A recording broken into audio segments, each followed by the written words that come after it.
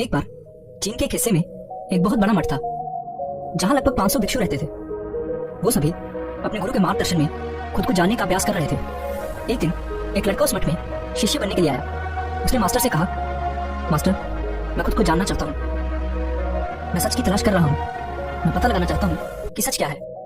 Master ने उसकी ओर देखा और कहा कि अगर तुम सच जानना चाहते हो तो तुम्हें अपना पूरा जीवन दांव पर लगाना होगा। सच को जानने में तुम्हारा पूरा जीवन लग सकता है, पर फिर भी इस बात की कोई गारंटी नहीं है कि इस जीवन काल में तुम्हें सच का पता लगेगा या नहीं। क्या तुम इसके लिए तैयार हो? शिष्य ने कहा, मास्टर, मैं यहाँ पीछे मुड़ने के लिए नहीं आया हूँ, मैं इसके लिए तैयार हूँ। गुरु ने कहा, अगर ऐसा है तो एक काम करो, इस मठ में 500 भिक्षु हैं, तुम उनके लिए चावल कूटने का काम करो। बस सुबह से शाम तक चावल को कूटते रहो। जब तुम थक जाओ तो सोने चले जाओ और फिर अगली सुबह उठकर चावल कूटना शुरू कर दो।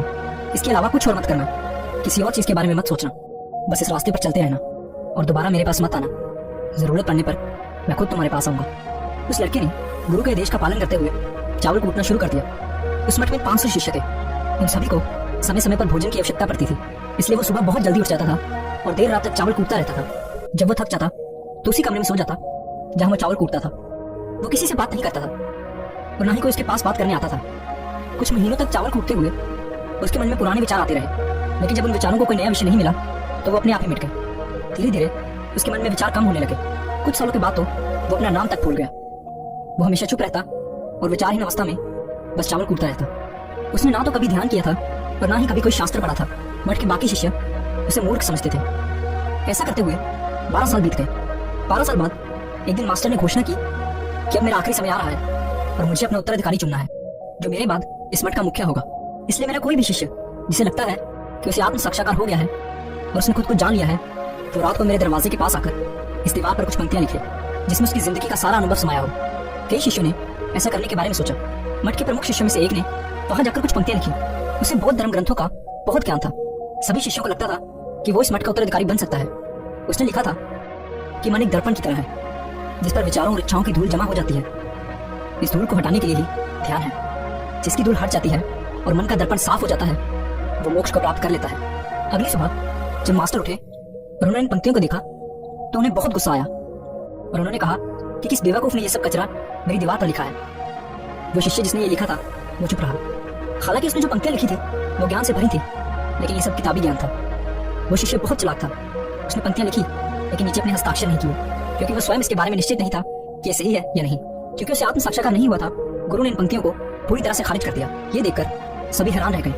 ये घटना पूरे मठ में चर्चा का विषय बन गई। इस विषय पर बात करते हुए 2 शिष्य उस शिष्य के पास से गुजरे जो 12 साल पहले यहाँ आया था और दिन रात बस चावल कूटता रहता था। दोनों की चर्चा सुनकर वो धीरे से हंस पड़ा। दोनों शिष्यों ने उससे पूछा कि तुम क्यों हंस रहे हो? उन दोनों की नजर में ये चावल कूटने वाला बहुत ही तुच्छ भिक्षु था। किसी ने भी उसे ना तो कभी ध्यान करते देखा था और ना ही कभी कोई शास्त्र पढ़ते।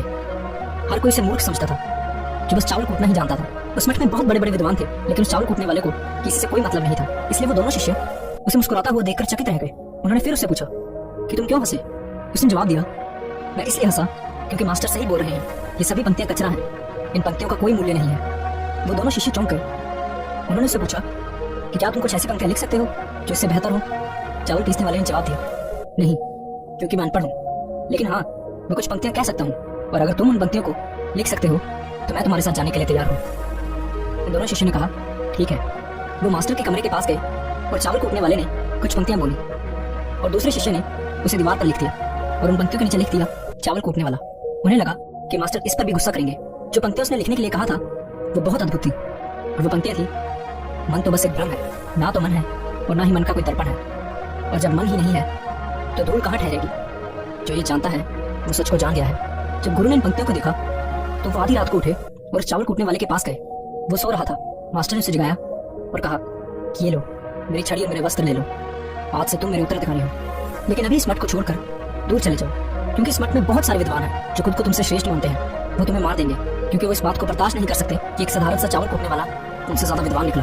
तुम्हें वो सारा ज्ञान हो गया है जो मुझे है, और तुम्हें ये केवल चावल कूटते कूटते हुआ है। और मुझे पता है कि तुम जहां भी जाओगे लोग तुम्हारे पास आने लगेंगे, क्योंकि जब कोई फूल खिलता है तो उसकी महक हर तरफ फैलने लगती है। उसने अपने गुरु के पैर छुए और रात को ही वहां से चला गया।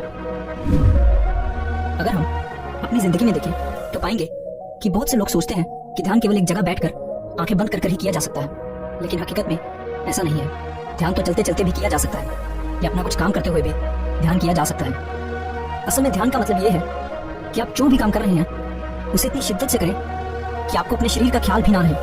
बिल्कुल उस चावल पीसने वाले की तरह जो चावल कूटने में इतना मगन हो गया कि उसे खुद का कुछ ख्याल ही नहीं रहा। चावल कूटते हुए ही उसने आत्म साक्षात्कार प्राप्त कर लिया। इसी तरह ज़ेन का अर्थ है हर समय वर्तमान में रहना और कुछ नहीं सोचना, क्योंकि मन तब तक ही है जब तक विचार है। जब विचार नहीं रहेंगे तो मन भी गायब हो जाएगा, और जब मन ही नहीं रहेगा तभी केवल तुम अपने आप को अच्छे से जान पाओगे।